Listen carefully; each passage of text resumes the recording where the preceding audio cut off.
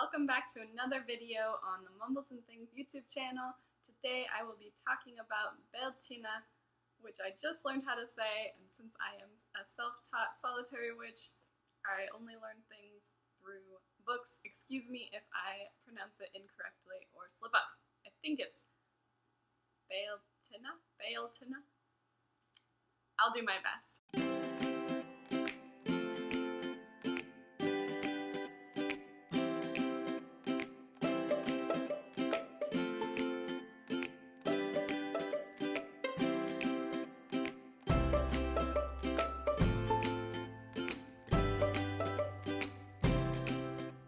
Beltane is celebrated in the Northern Hemisphere on and around May 1st. Some of the traditions of Beltane have intertwined with the holiday of May Day, which is celebrated on the same day. Since the Wheel of the Year is closely tied with the seasons, if you are in the Southern Hemisphere, you might prefer to celebrate Beltane on November 1st instead of on May 1st, and you would then celebrate Samhain on May 1st. As November 1st is the peak of spring in the Southern Hemisphere. But that's really up to you. This day is exactly the opposite of Samhain on the round calendar, and it is the opposite kind of celebration as well. Where Samhain is a day of remembrance for our ancestors, Beltane is a festival of life. Samhain marks the cold, dark days of winter are on their way, and Beltane reminds us that the sun and warmth and light are returning to the world around us. We are at the peak of springtime, summer is just around the corner, and with it comes hotter and lighter days. At this time we honor fertility, earth energy, sexuality, and passion. It is a time to celebrate the earth and the new life it is stimulating. Traditionally, Beltane was a festival to bring about fertility and good luck for the growing season. The triple goddess in her maiden form and the horned god, or green man, would enter into marriage. This marriage brought love, fertility, and life. So in this video, I would like to give you all a few ways that you can celebrate Beltane. Beltane. I think it's Beltane. This Sabbat is an amazing time full of lighthearted and joyous energy. It is a time where your hopes and dreams begin to manifest and the earth gives new gifts of growth everywhere. The first way that you can celebrate Beltane is to become a beacon of joy. Wake up on Beltane and be a catalyst and a beacon for joy anywhere you go with all the people you interact with, including yourself. Set this as your intention first thing in the morning and remind yourself throughout the day. When you see yourself in the mirror, make sure you tell yourself just how awesome you are. Whenever you interact with another human, be sure to pay them a compliment. Use this day as an opportunity to perform random acts of kindness throughout your community. One of my favorite things to do is to leave pennies head side up all over town. Something else you might try is leaving nice words on a post-it note on products in the grocery store or in library books. You could even do something like bringing in your neighbor's trash cans on trash day. Whatever you do today, make sure you tell a lot of jokes, laugh very loudly, dance wildly, and sing along to your favorite song. If you feel any resistance to these activities, that is another reason for you to participate in this experiment. See how it changes your mood. A really lovely tradition for Beltane is to give the gift of rose quartz. Rose quartz is the stone of love, and it is full of gentle, loving, calming energy. It is thought to reduce anger, jealousy, and emotional negativity.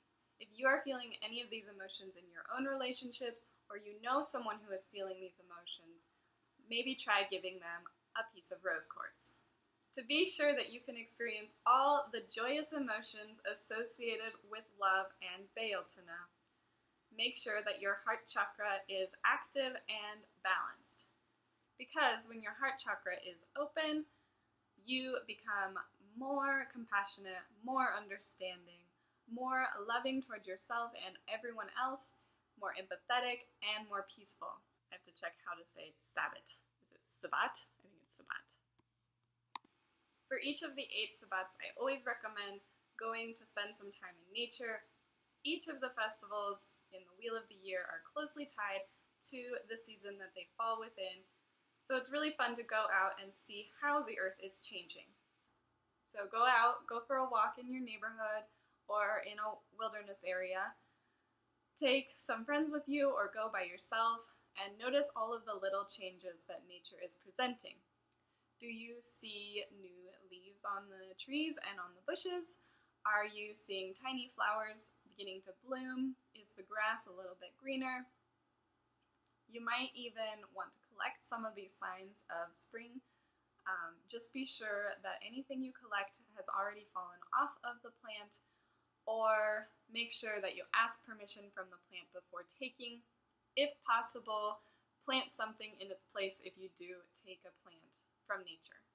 I always use the sabbats as a time to decorate my altar, to change it up so that it reflects the seasons. So during your nature walk, if you did collect some signs of nature, you might incorporate them into your altar. Fill your altar with seasonal flowers. Hawthorn and birch trees are very important at this time of year, as is the color green. So maybe use some green cloth or green ribbons as decoration. As for candles, red and green are both colors that represent this time of year. Red for love and green for growth. And for your incense, you might choose an earthy or a floral scent. May 1st is a really good time to start your garden, depending on where you live. Closer to the equator, you may have already started. The further north or south from the equator that you go, the later you should start planting things outside. In some places, Beltane is far too early to start planting. You could always try planting your seeds inside and then replant them outside as soon as the frost has passed. You can plant an herb garden, a vegetable garden, a flower garden, whatever calls to you. Whatever you plant, be sure to harness the magical, fertile earth energy of Beltane. Another way to celebrate Beltane is to create a maypole.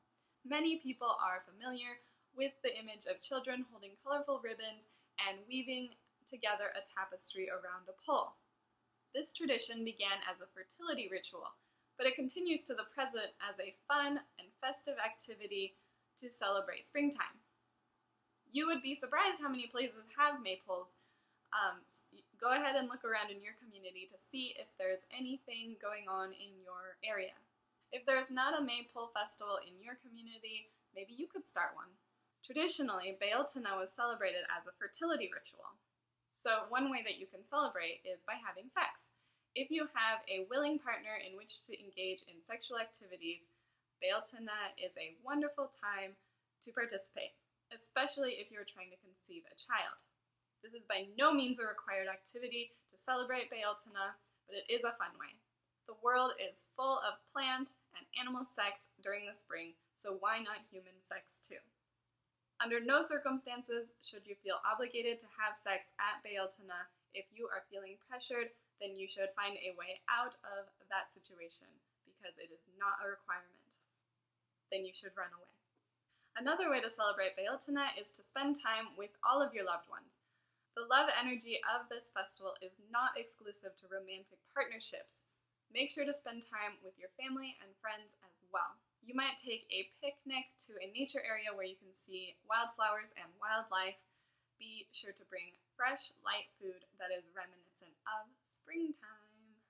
The final way to celebrate Beltane that I have for you is through a hand fasting ceremony. This is a really beautiful ceremony in which 2 people stand facing each other while holding hands, and another person wraps their hands in ribbon. The ceremony symbolizes the commitment that 2 people share together. Once the ribbon is removed, they know they will stay together without having to have their hands tied. Hand fasting can be done for romantic couples, friends, parents with their children, or any 2 people who want to show how much they love each other. And I highly recommend participating in a hand fasting ritual. It really is magical. So these are a few of my Beltane traditions. What are some of yours? You can tell me about them in the comments below this video or on the Mumbles and and Things Facebook page.